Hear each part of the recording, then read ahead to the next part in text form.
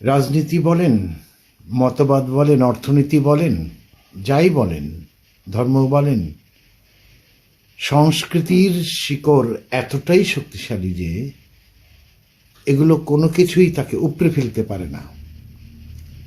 যেটা পারে তার ডালপালা ছেটে, তার রং বদলে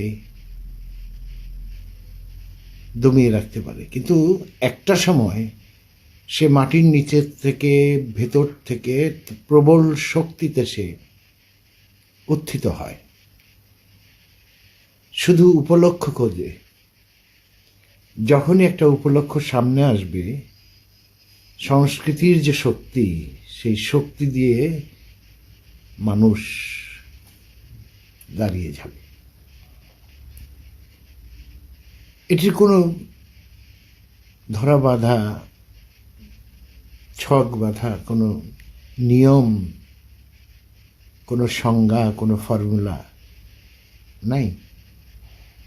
সংস্কৃতির এই যে বোধগুলো, উত্তরাধিকারগুলো, এগুলো মানুষ বংশ পরম্পরায় জেনেটিক্যালি বহন করে।